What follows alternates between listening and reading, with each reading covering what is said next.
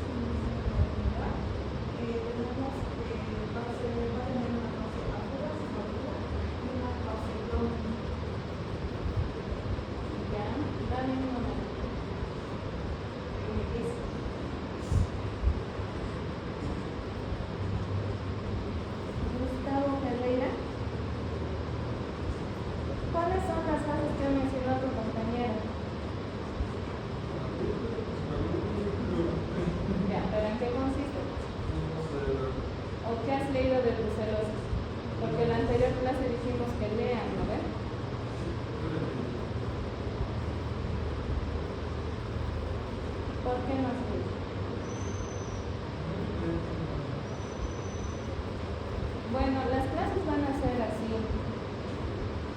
preguntas, respuestas. Y si no leen, pues no sé qué vamos a hacer. Tienen que poner de su parte, ¿no? Entonces, para ver si realmente están leyendo o no están leyendo, porque si se han dado cuenta, va a ser mucha semana. Ya les dije, van a ser como unos más de 15 temas por lo menos en semana. Entonces, métanme ganas. Bueno, entonces la brucelosis, como más que todo es una enfermedad que sí evidentemente es una enfermedad zoonótica, ¿no? Porque esto va a ser transmitido por los animales a consecuencia ya sea de una exposición ocupacional, pero también a través de la ingestión de los productos, como han mencionado sus compañeros. Y pues vamos a ver que estas van a causar diferentes manifestaciones de tipo proteico, ¿no? Que vamos a ver más adelante, ¿no? Y generalmente los alimentos que más van a causar la brucelosis va a ser más que todo la parte láctea, la parte de los lácteos, ¿no? Sobre todo lo que es la leche, más que todo de la leche no pasteurizada o de aquellos animales pues obviamente que están infectados y pues obviamente se van a que nosotros vamos a consumir. Como han mencionado también, es un bacilo gram negativo, ¿no? Donde este va a tener una característica muy importante. El crecimiento de esta bacteria es lento, son bacterias pequeñas y pues obviamente son aerobios. O sea, ¿qué significa esto? ¿Qué significa aerobio?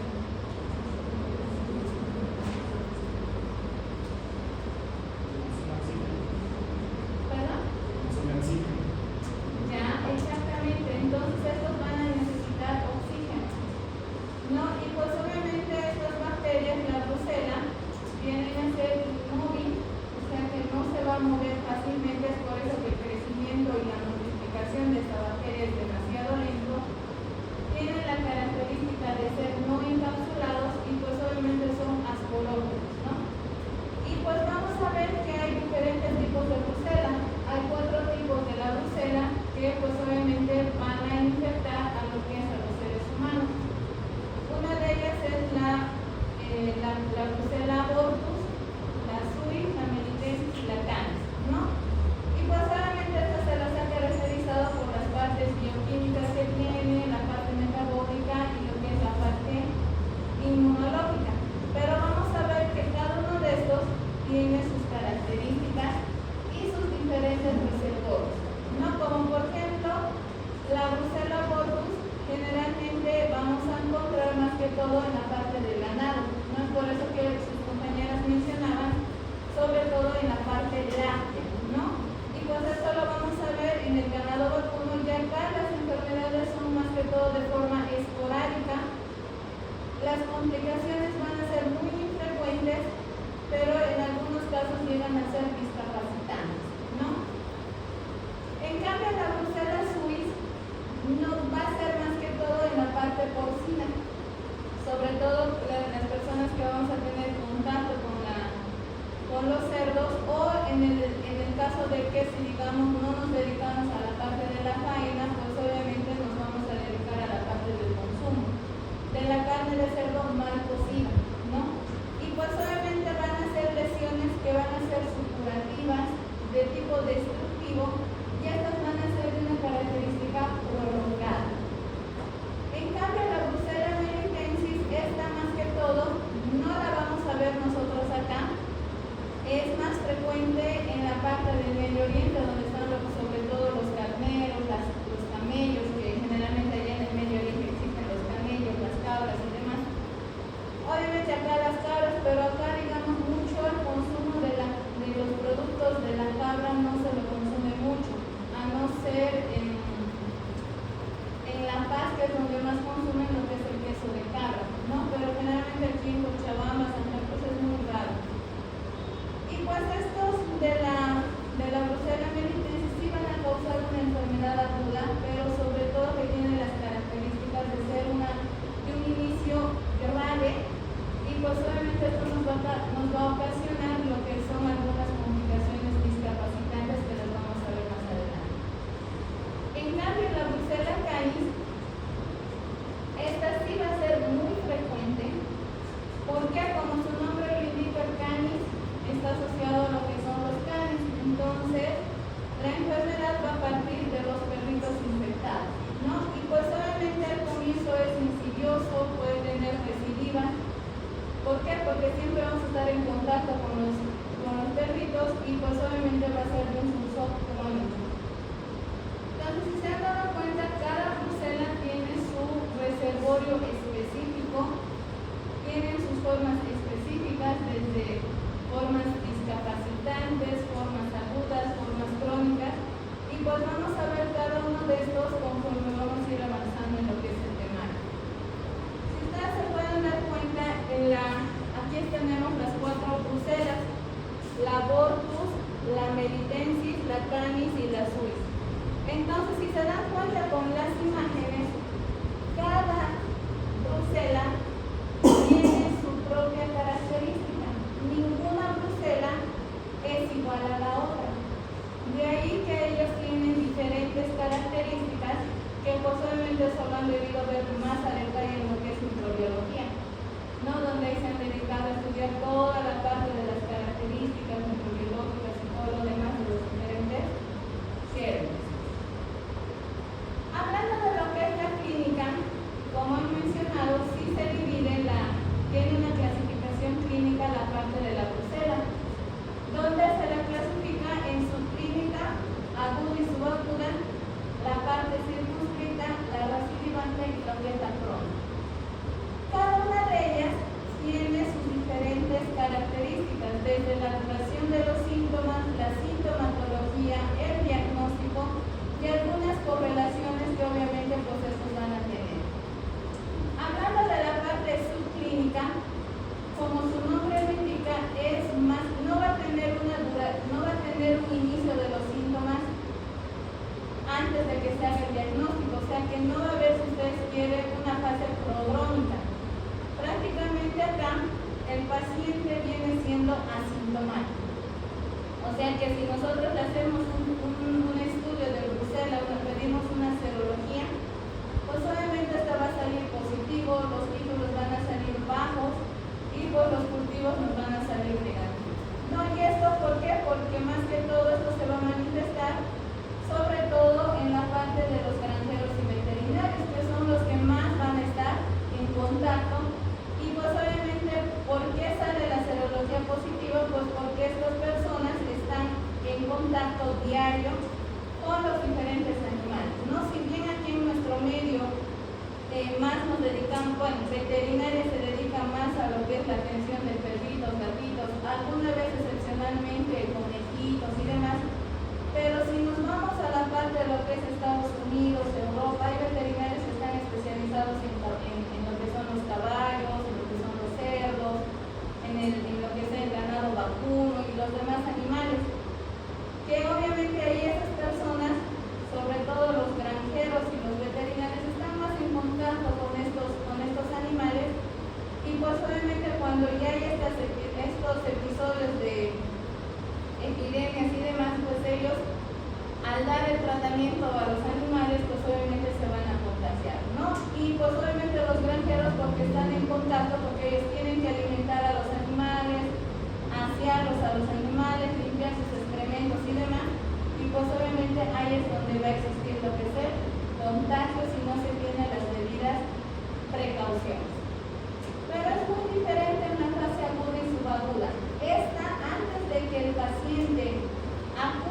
que es el médico o a su centro de salud más cercano, pues este paciente ya va a tener algunos síntomas antes de que acuda a su centro hospitalario y pues obviamente este paciente al final, como vamos a ver, lo va a hacer pasar como si fuera cualquier cosa. O sea, la sintomatología no es tan, si ustedes quieren, patognomónica, porque vamos a ver que nos puede hacer confundir desde un resfrío o desde algún proceso de alguna patología abdominal o algún proceso neoplásico.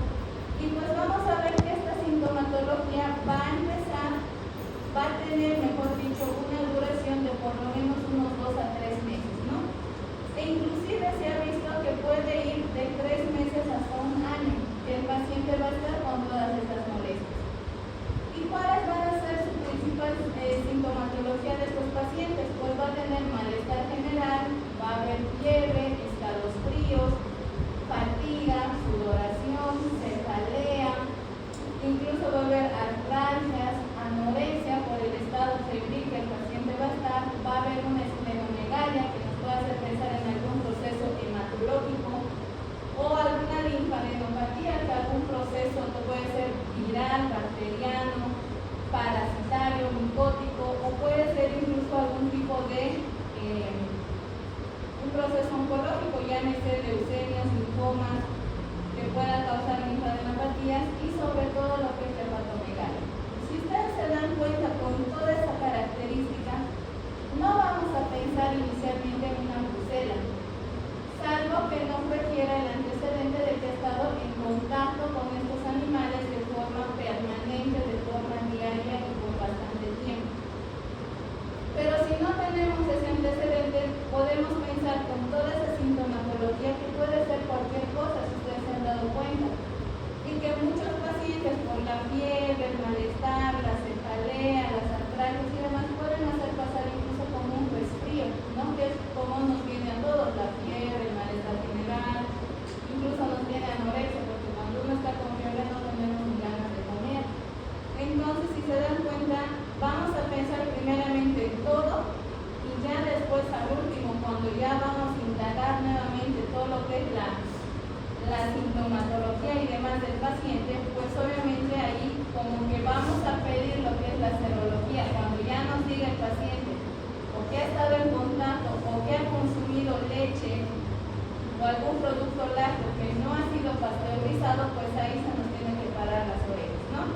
Y pues obviamente la serología va a salir positiva, los cultivos van a salir positivos en lo que es la sangre y pues por lo que va a haber la linfadenopatía, esplenomegalia, hay que estudiar también los componentes hematopoyéticos.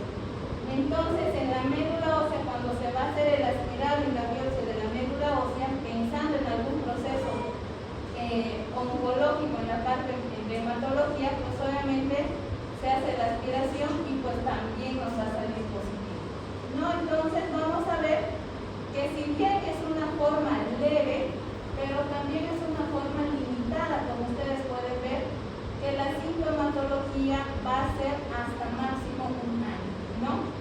Y pues en algunos casos, si es que la gente viene a hacer lo que es la brucela abortus, viene a ser la forma fulminante, ¿no? Si ya tenemos la mala suerte de que ha sido la primera vez que estamos enfermando, pero nuestro agente etiológico es el abortus, pues obviamente este puede venir de la forma fulminante y sobre todo en la brucela melitensis ya venir con complicaciones de forma grave, ¿no? Entonces hay que ser muy cuidadosos, sobre todo saber interpretar los cultivos y pues obviamente que nos reporten el agente etiológico completo, ¿no? Como si han podido ver en la parte de los cultivos, siempre ponen ahí el nombre y el apellido de la bacteria. En este caso vendría a ser brucela, que es el nombre, y pues hay que darle el apellido, ¿no? Que puede ser el abortus, puede ser el melitensis, el canis o el suizo. Entonces siempre fijarnos en esa parte que esté completa.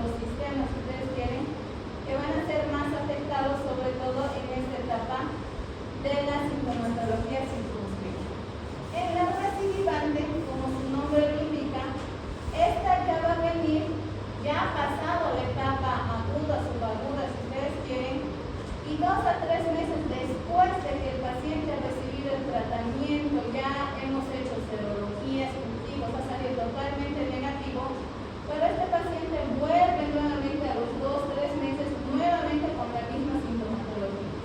Entonces, ¿qué quiere decir esto? Que el paciente se ha vuelto a infectar, ¿no? Entonces, a eso en ese periodo corto de tiempo se lo llama recidivante. Y pues obviamente la sintomatología va a ser la misma que en la etapa aguda, con toda la sintomatología que hemos presentado, pero acá va a haber una característica, que la fiebre va a ser más alta que al inicio, la fatiga se va a hacer mucho más acentuada que la primera vez, la debilidad se va a exacerbar, los escalofríos y la sudoración también. O sea que toda esta parte de la fiebre, escalofríos, fatiga y demás va a ser mucho más que la primera vez que el paciente enferma. Y pues obviamente serologías cultivos nos van a salir positivos. Y pues obviamente acá ya es un poquito, por el tiempo corto de lo que es la parte recidivante, pues vamos a ver que es un poquito difícil el poder distinguir si es realmente una recidiva o es una reinfección. Entonces, en estos casos, pues nosotros tenemos que indagar muy bien la parte de esto de la sintomatología, pero lo que nos va a dar la pauta sobre todo es el tiempo, ¿no? Y en la parte crónica, pues ya acá, pues prácticamente ya no hay, si ustedes quieren, ya la infección, los síntomas y todo lo demás va a ser mayor a un año. La presentación de la parte clínica va a ser de forma inespecífica. Acá los títulos de lo que son las serologías, los cultivos van a salir positivos, pero de forma muy baja. Y pues obviamente esto es de aquellas personas que pues obviamente van a estar en contacto directo con el agente de lo que es la brucela. Entonces, si se dan cuenta, cada etapa de lo que son las manifestaciones clínicas tiene sus características, tiene su tiempo de duración de los síntomas y sobre todo ver si realmente se va a comprometer de la forma grave o de la forma fulminante. En el diagnóstico pues no hay nada más que comentar que los cultivos vienen a ser positivos tanto en líquidos como en tejidos, que generalmente se los llega a tomar de una forma estéril, ¿no? Sobre todo cuando se hace el aspirado para una biopsia de médula ósea tiene que ser lo más asépticamente posible, porque estamos invadiendo, si bien la médula ósea es nuestra fábrica, si ustedes quieren, de todos nuestros elementos de lo que son la parte hematopoyética, donde están la parte de los glóbulos rojos, blancos, plaquetas, y pues hay que hacerlo de la forma más cerca, ¿no? Porque vamos a penetrar el hueso y vamos a llegar, si ustedes quieren, al corazón de la médula ósea, ¿no? Y pues todo el material purulento que nosotros veamos, o si el paciente tiene datos de rigidez del núcleo y demás, y hacemos igual una función lumbar, pues obviamente si hacemos la correlación, pues también se ha visto que en la parte del líquido cefalorraquídeo también puede salir positivo la parte de la brucela. El diagnóstico, lo único que nosotros lo vamos a confirmar es mediante la presencia de lo que es la brucela. Si no tenemos confirmada la brucela, pues el tratamiento va a ser un poco complicado, ¿no? Y obviamente el cultivo sí nos va a dar, pero hay que esperar entre unos 5 a 7 días. Y pues obviamente lo que son las enzimas, la parte de lo que es el ELISA sí nos puede favorecer, aportando un poco el tiempo de lo que es el diagnóstico. Hay una prueba que es muy importante, que es la prueba de la aglutinación en tubo estándar, donde pues esta igual nos va a aportar el periodo de lo que es el cultivo y pues va a medir lo que es el anticuerpo frente al antígeno para la brucela.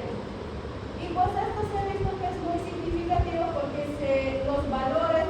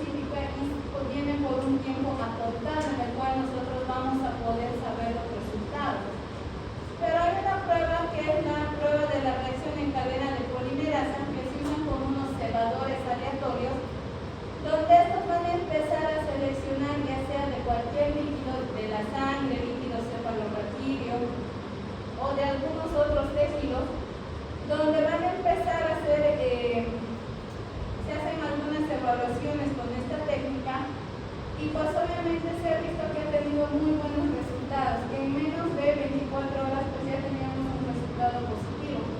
¿No? Entonces se ha visto que aún todavía está limitado el uso de esta reacción de polimerasa conservadores, pero que tiene una más especificidad y más sensibilidad para la parte de lo que es la brucela. En la parte del tratamiento, pues como es una bacteria gram negativa, pues obviamente vamos a necesitar un antibiótico. El antibiótico tiene que tener una característica muy importante. Este antibiótico puede penetrar en el interior de la célula y pues obviamente destruir a la bacteria que va a estar dentro de la célula y prevenir la forma recidiva. Si ustedes quieren, tenemos que entrar al núcleo familiar de lo que es la brucela para pues obviamente poder destruir. Y pues para esto necesitamos antibióticos que sean bactericidas en su casi en el 100% de su actividad, sobre todo en la parte del sistema nervioso central si la infección se ha localizado o si es que la brucela ha sido establecida en la parte de lo que es el endocardio y está produciendo una endocarditis. Entonces se ha visto que el uso de lo que es la tricloxacilina, el tratamiento tiene que ser durante 45 días de tratamiento para poder erradicar a la bacteria asociado con un aminoglucósido. Sabemos que la gentamicina nos va a ser muy útil en la parte de los gram negativos.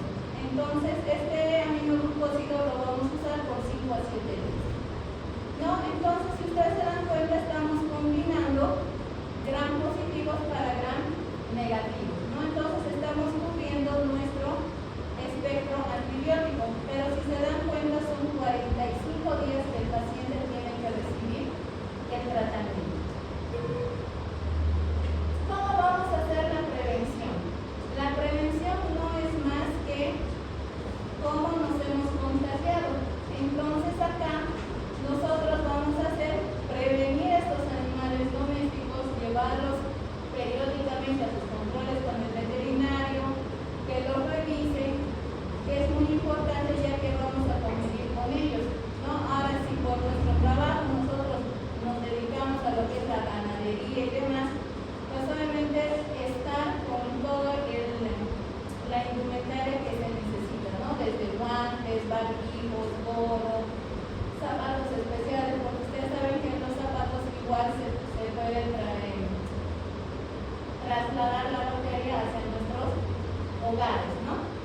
Y pues obviamente si nos vamos a dedicar a la parte del paneo, o sea, a la parte de sacrificar a los animales, de la parte porcina, de la parte del ganado y demás, pues obviamente mencionar a estas personas que se dedican a esto, de que pues obviamente si han sacrificado a un animal y este animal estaba infectado y accidentalmente se ha producido una herida, pues obviamente se tiene que hacer el aseo con agua, jabón, hacer el vendaje respectivo y pues obviamente esa persona tiene que ir a su centro de salud más cercano para que pues obviamente puedan hacer las curaciones respectivas y pues dar el tratamiento correspondiente hasta que salgan los resultados.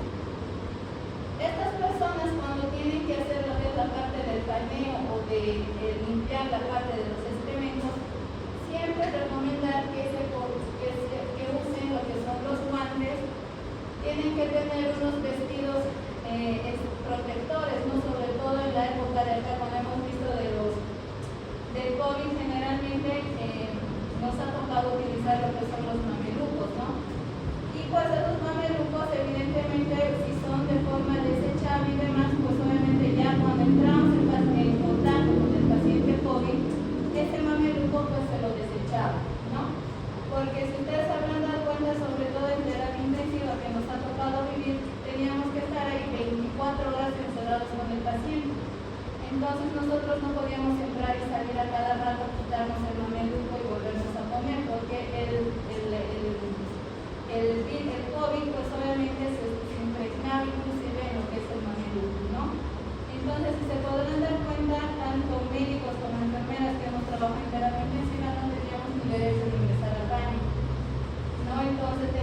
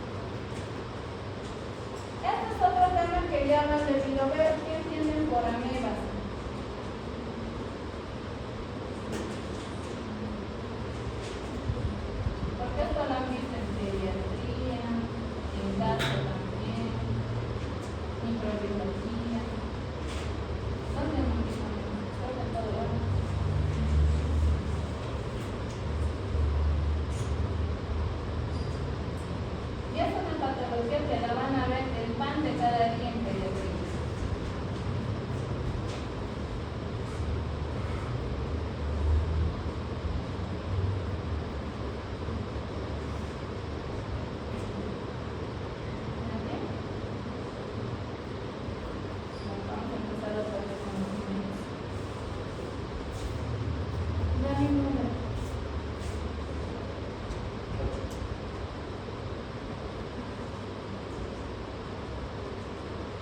Beatriz da Silva, ¿qué entiendes por amelos?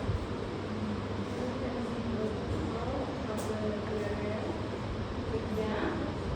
¿Qué más? Vamos, todo lo que se te venga a la cabeza.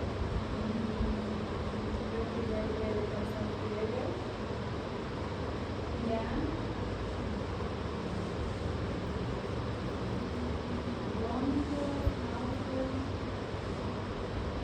¿Ya?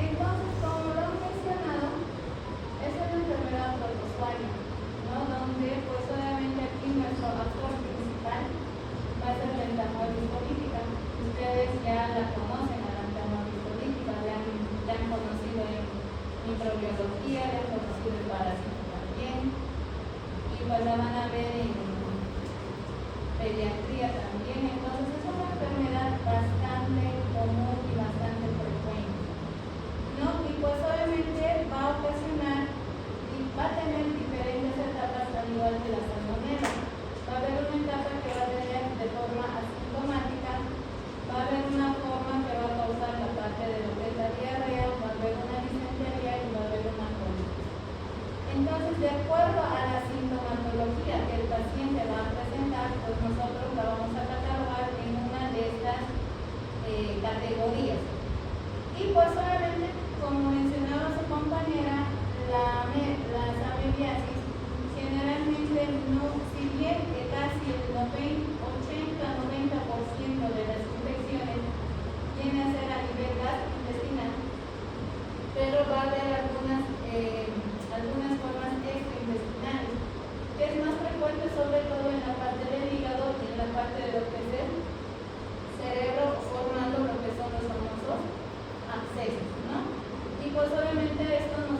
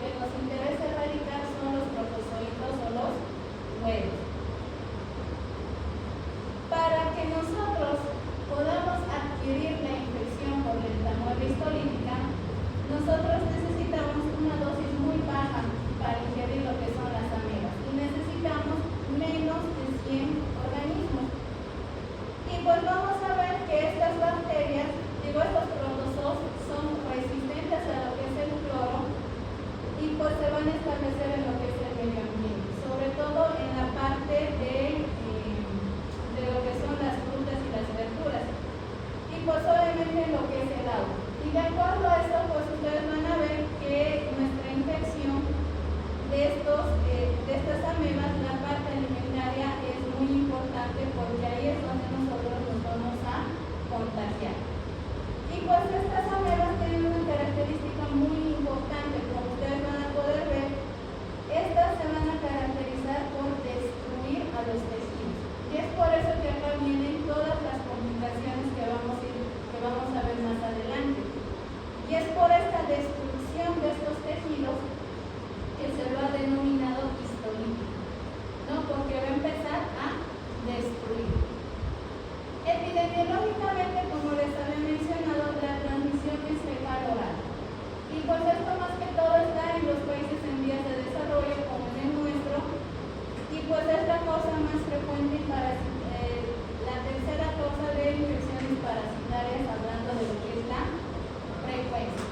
Generalmente en países industrializados vamos a ver que viene muy poco la parte de las amebas, pero sí cuando ellos vienen, sobre todo de Estados Unidos, de Europa o de Asia, que son ya países recontra industriales y demás, pues cuando vienen acá a Bolivia, ya sea por motivos de trabajo, por motivos de vacación y demás, lo primero que enferman si no es salmonela es amebas, ¿no? Entonces, ¿por qué? Porque consumen agua de la pila o porque no han lavado adecuadamente los alimentos, y pues obviamente ahí es donde toditos se enferman, o si no, pregunten a sus compañeros que son extranjeros si cuando han llegado por primera vez no se han enfermado de amebas, giardias, salmonela, que se han debido enfermar, estoy casi 100% segura, ¿no?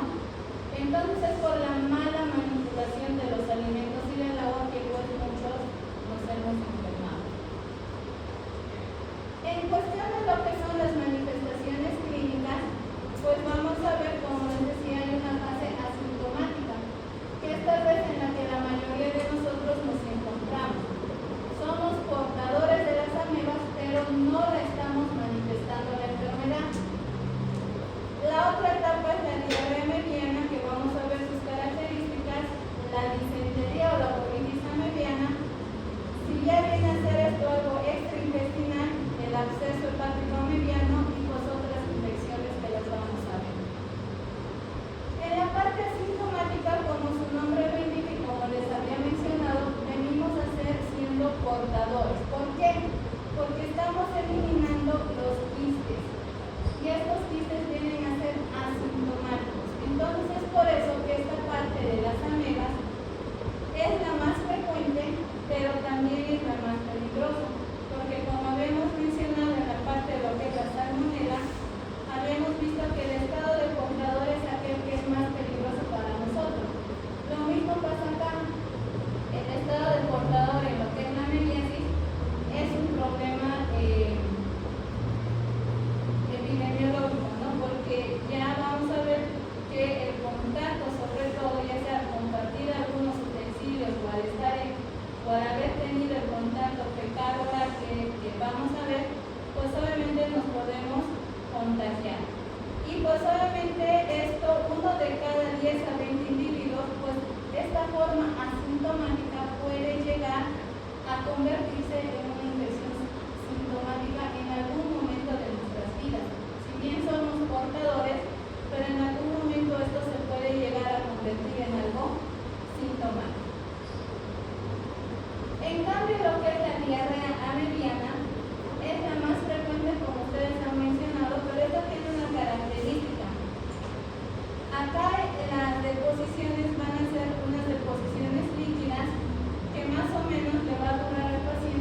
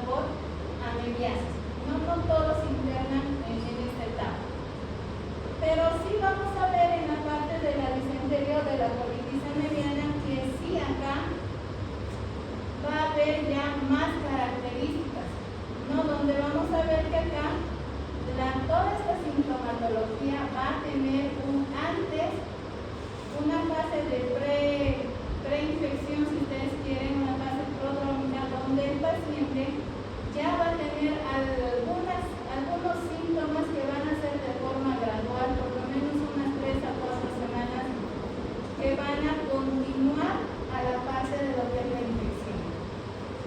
Y pues estos síntomas vienen a ser que ya no solamente van a haber deposiciones líquidas, sino también a que el paciente ya va a referir dolor a nivel abdominal de tipo cólico, de tipo espasmódico.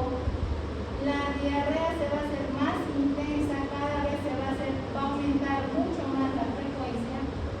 Y pues acá los pacientes, una pequeña cantidad de estos pacientes van a cruzar con hierro, ¿no? Y obviamente estos en la parte de lo que son en la etapa pediátrica, que eso lo van a ver más a detalle en pediatría, vamos a ver que acá muy rápido el niño se llega a tener algunas complicaciones, como una invaginación intestinal, puede haber una peritonitis a nivel de lo que es el niño, o una peritonitis secundaria a esta perforación, o puede haber una enterocolitis necrotizante. Entonces es muy importante en la parte de pediatría que pues obviamente se valore muy bien todo esto.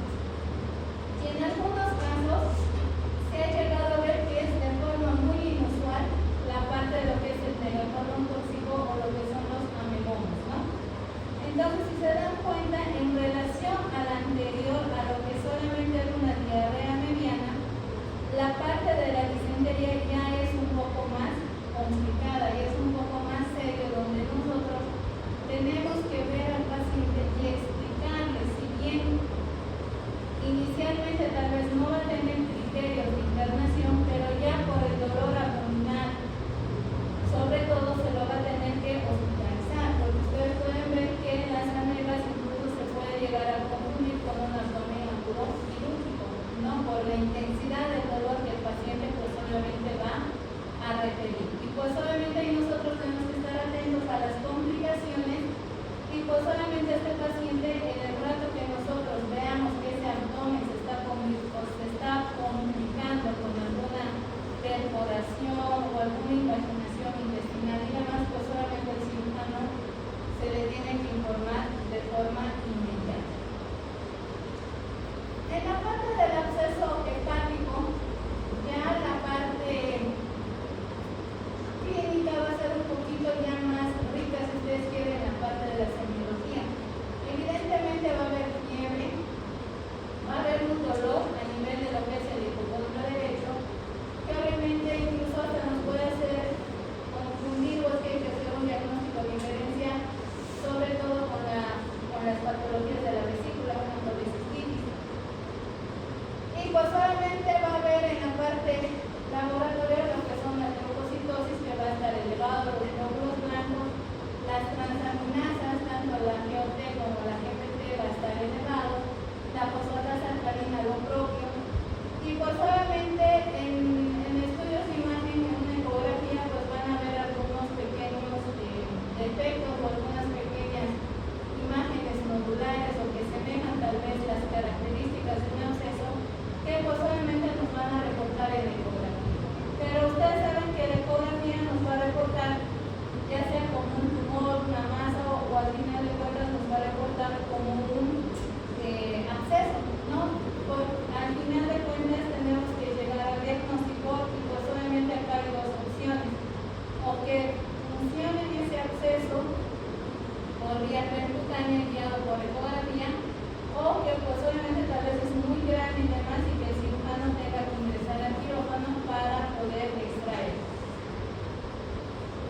Y pues obviamente este periodo para que se haya formado este absceso a nivel del hígado tiene que pasar tiempo. Entonces estamos hablando de un tiempo de por lo menos 2 a 4 semanas que el paciente va a estar con fiebre, con dolor a nivel del hipocondrio derecho o del epigastrio, y pues obviamente algunos se hacen pasar con algunos analgésicos, antiespasmódicos, y pues ya cuando la cosa se ha complicado, pues ahí acuden a su centro hospitalario, ¿no? Y pues también, como como es en el lado derecho, el paciente puede reflejar, si ustedes tienen ese dolor, a nivel de lo que es la pleura derecha o en la parte del hombro derecho. Y pues obviamente esto nos va, si nosotros hacemos una radiografía de tórax pensando en una neumonía o en un derrame pleural, o que ha habido tal vez algún compromiso, tal vez en el hombro, que tal vez hay una afectación a nivel óseo particular, pues en la radiografía se va a ver una elevación de lo que es el diafragma, ¿no? Sobre todo en la parte derecha. Si bien ustedes por imagenología recuerdan que en la parte del ángulo costocénico, el lado derecho, es un poco más elevado que en la parte izquierda. Y eso se lo debe a lo que es el hígado, porque sabemos que el hígado es un órgano macizo y pues nos va a producir una cierta elevación normalmente. Pero en estos casos, cuando ya hay el acceso a mediano hepático, pues obviamente va a hacer que aumente el tamaño y pues esto se va a ver como un poco más elevado en la parte de la radiografía. Y pues obviamente como el proceso infeccioso está en la parte hepática, pues va a haber aumento de lo que es el tamaño del hígado y esto nos va a apuntar pues obviamente a que nosotros cuando normalmente no deberíamos palpar el hígado, pero en estos casos se llega a veces a poner entre 2 a 3 traveses de dedo por debajo de la parrilla costal o en los espacios intercostales, que obviamente lo vamos a poder detectar a lo que es el hígado con las maniobras semiológicas que ustedes ya tienen conocimiento. ¿Hay que hacer diagnóstico diferencial con el absceso hepático? Evidentemente sí. Uno de ellos es la meliasis. Otro puede ser un absceso de características pirógenas o de tipo bacteriano. Puede ser un absceso echinocócico o también incluso puede ser una neoplasia, ¿no? Entonces, tanto la ecografía no nos va a hacer un diagnóstico muy fino. La tomografía sí puede llegar a distinguirnos algo, pero no nos va a determinar el origen. Entonces es muy importante pues que se tome la decisión, como les dije, de hacer una función percutánea guiada por ecografía o en todo caso el cirujano entrar a biopsiar esa parte, ¿no? Y pues ya con la parte histopatológica y demás, pues y laboratoria, pues ya ahí nosotros vamos a llegar a lo que es el diagnóstico definitivo. Ahora, ¿existen otras formas de la parte de lo que son las amebas? Pues sí, puede llegar a ser una meliasis torácica, que de las formas gastrointestinales, extraintestinales llega a ser la forma más frecuente, ¿no? Porque va a cumplir incluso parte de lo que es el ciclo de Doppler y pues obviamente se va a llegar a aislar en la parte de la cavidad torácica. Como mencionaba su compañera, en la parte del corazón, pero más específicamente en lo que es el pericardio, ¿no? Y pues acá, ¿por qué va a haber de cómo nos explicamos que la parte de las amebas hayan llegado al pericardio? Porque si ustedes recuerdan, lo que separa la parte abdominal de la parte torácica, ¿cuál es? El diafragma.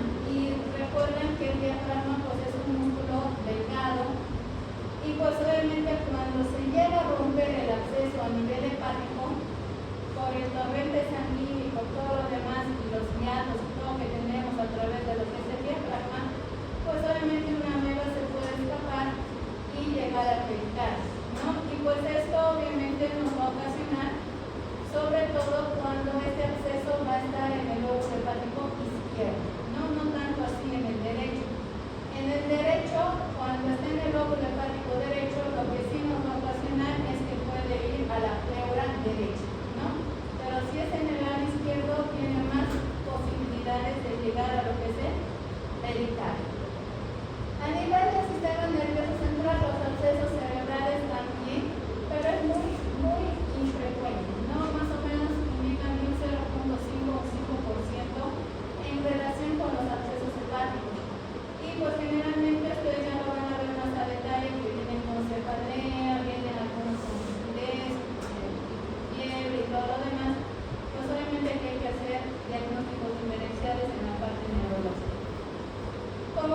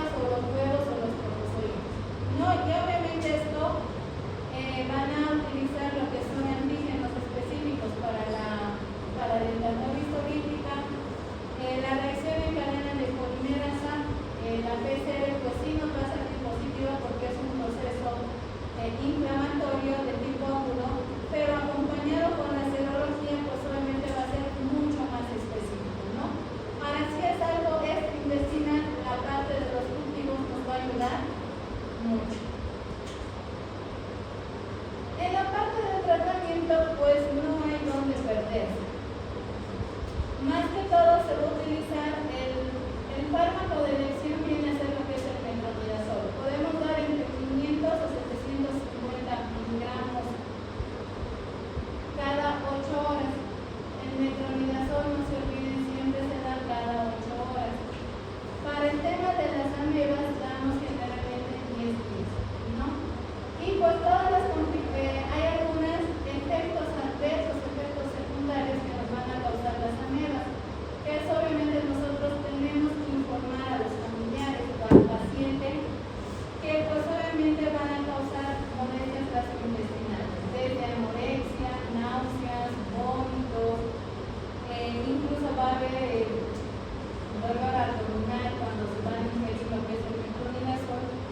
Y si alguna vez ustedes han tomado el metronidazol, deja un sabor metálico en la boca, ¿no? Entonces es un sabor que es desagradable porque ingerimos alguna comida y no sentimos el sabor de la comida, sino está impregnado ese sabor metálico en nuestra boca, que pues obviamente todo lo que comemos va a saber, tiene ese sabor, ¿no?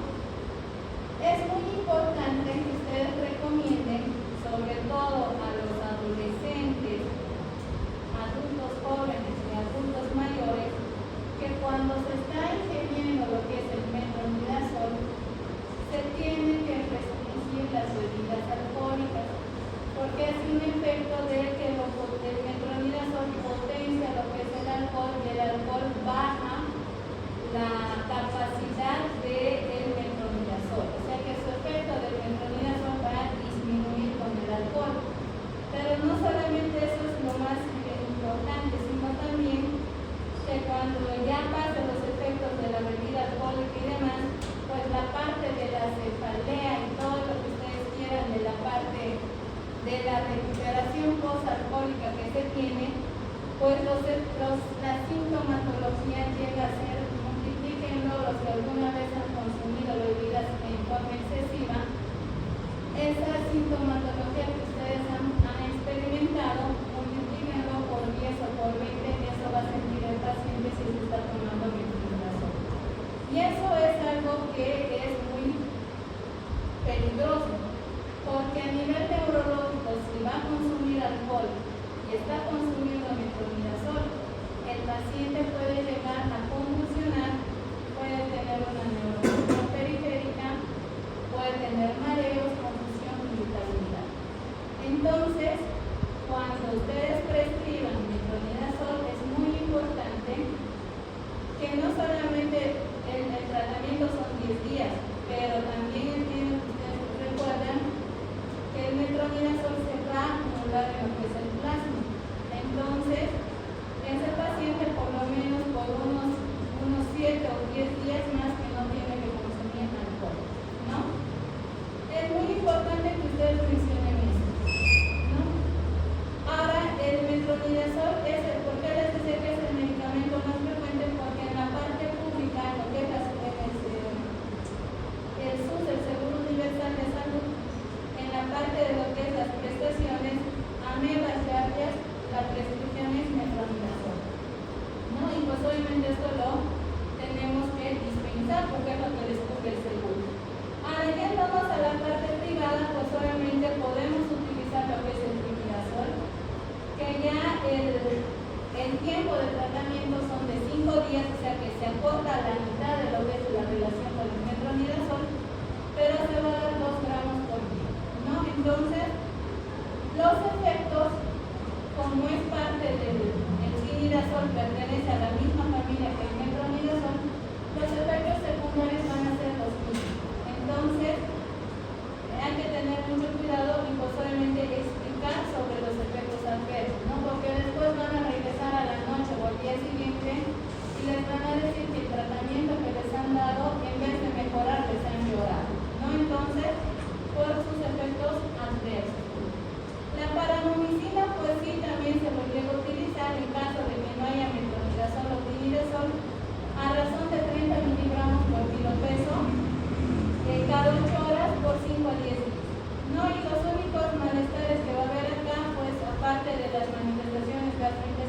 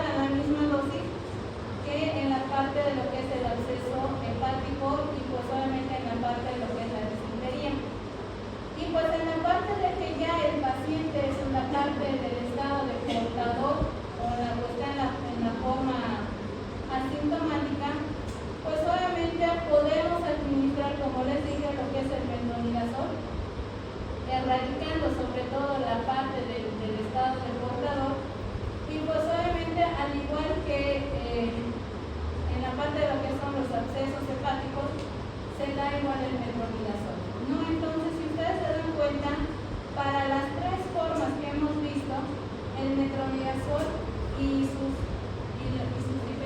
otras formas de otros medicamentos que tenemos como alternativa, pues sí nos va a ser bastante útil.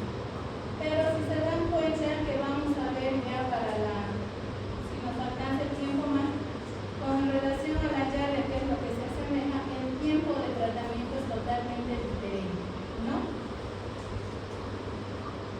En la parte de lo que es la prevención, pues acá lo único que hay que explicarles es sobre el manejo adecuado de lo que es el agua y de la parte de lo que son los alimentos.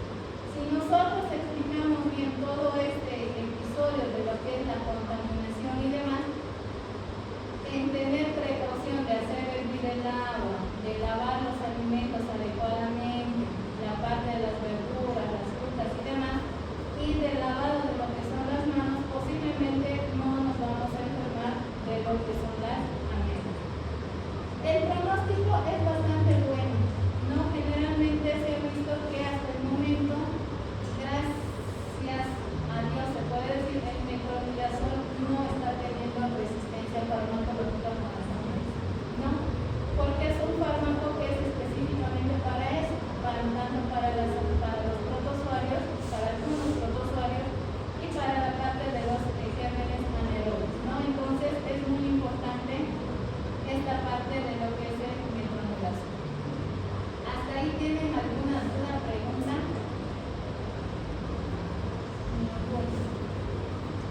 ¿Qué se les viene a la cabeza con yardiasis?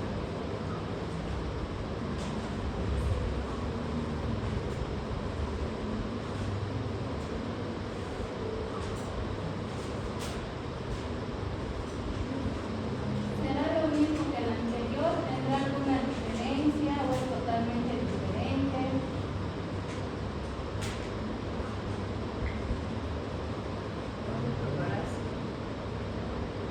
Ya, es otra parasitosis, ¿qué más? Ya, allá adelante, ¿qué más?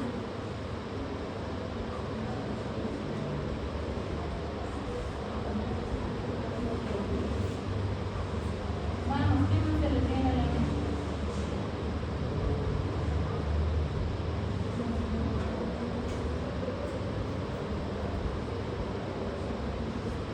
Bueno, como ustedes han mencionado, evidentemente es una parasitosis causada por un protozoario que pues obviamente al igual que la ameba se va a alojar en lo que es la parte de lo que es el intestino delgado y pues obviamente es el causante de los brotes de las diarreas y demás son cuadros endémicos y esporádicos. ¿Por qué decimos endémicos? Porque al igual que lo que es la salmonela, al igual que lo que es la ameliasis, generalmente estos se van a ver más que todo en épocas de primavera-verano, que es donde nosotros más ingerimos lo que es el agua o alguna fruta, verdura que ya consumimos algo más frío por el tiempo de calor. Entonces estas patologías tienen que estar muy frecuentemente en estos episodios de clima, ¿no? Sobre todo primavera-verano. Al igual que las amebas, las giardias tienen igual una parte que son trofozoitos y una parte que son los quistes. La parte del trofozoito, que es lo que nos interesa, al igual que en la que son las amebas, esta tiene una característica muy importante, que pues tiene un largo de 9 a 21 micrómetros, un ancho de 5 a 15 micrómetros y un grosor de 2 a 4 micrómetros. Vamos a ver que esta giardia tiene una característica muy importante. Tiene 4 flagelos que le va a permitir su movilidad. Tiene un núcleo que va a funcionar de forma similar a lo que es la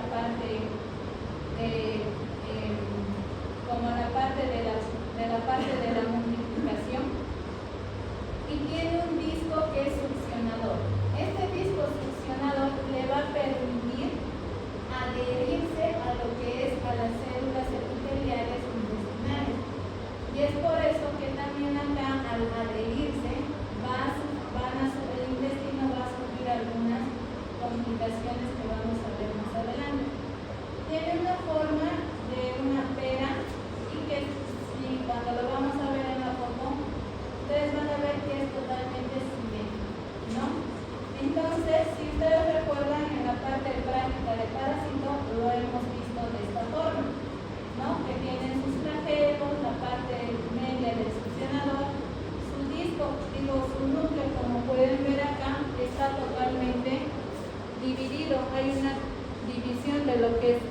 parte de lo que es el núcleo. Y pues obviamente todo esto, si ustedes recuerdan, la diferencia entre ambos, entre amebas y diarios, uno es la característica, y pues van a ver que todo lo que es el ciclo de vida, lo que son las manifestaciones clínicas, en algunas ocasiones se semejan ambas, y pues obviamente en algunas ocasiones nos llega a confundir y hay que hacer diagnóstico diferencial. Al igual que las amebas, la transmisión es fecal oral a través de los alimentos, ingresa por la vía oral, el alimento que está contaminado pasa a lo que es el jugo gástrico, los que llegan a sobrevivir al jugo gástrico se alojan en la parte del intestino, cumplen su ciclo de vida, la parte de su división y demás, y pues obviamente estos nuevamente se los vuelve a eliminar a través de lo que son las heces en la forma en la cual se va a encontrar el parásito.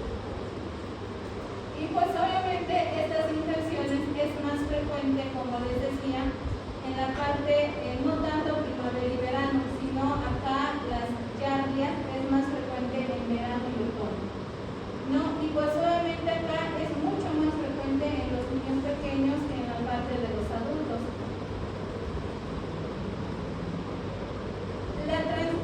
Los reservorios que nosotros vamos a tener para las giardias vienen a ser la parte de las aguas que están contaminadas en la parte de la superficie, los ríos, los lagos, los arroyos que bajan de la montaña. Y a veces, en algunas oportunidades, a veces vemos el agua tan clara, tan cristalina, que pues obviamente agarramos y la ingerimos, ¿no? O pues ahí prácticamente en esa vertiente y demás, pues lavamos los alimentos y pues ahí es donde nosotros nos contagiamos. Y pues obviamente el contacto, como les decía, es fecal oral. En relación a las manifestaciones clínicas, es muy variable. Va a ir desde una forma autolimitada, puede ser de forma persistente, e igual se clasifica en sintomáticos o asintomáticos.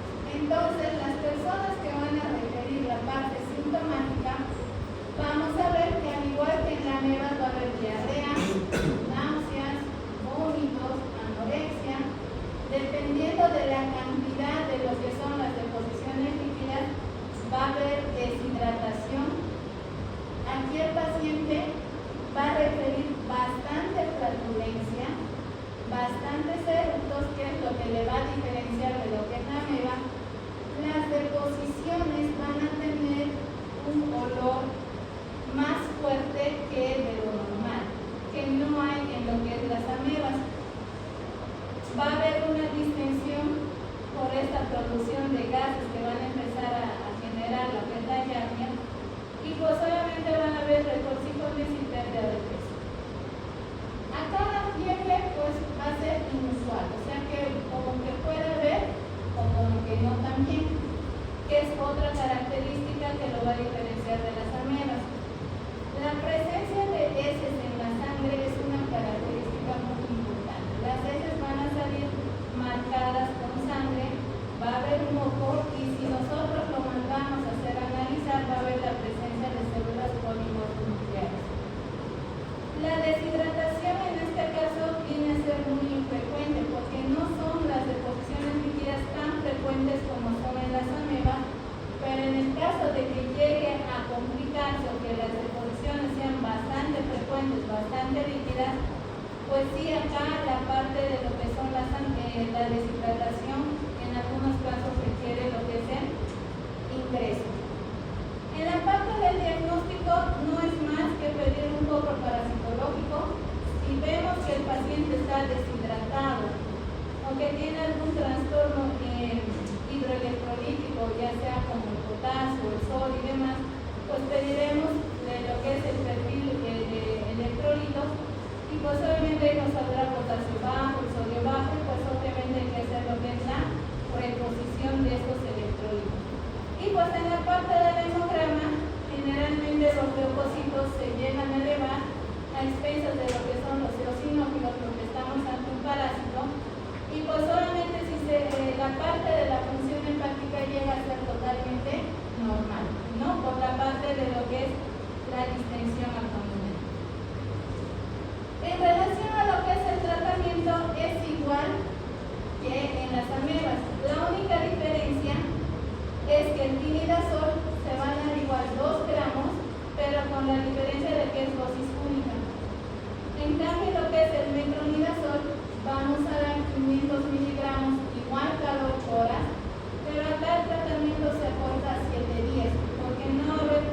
compromiso que se va a ver durante la AMED. Si no hay metronidazol, no hay timidazol en nuestra fuente de trabajo y el paciente es de escasos recursos y solamente tenemos albendazol en la institución o en el seguro, también se puede dar lo que es el albendazol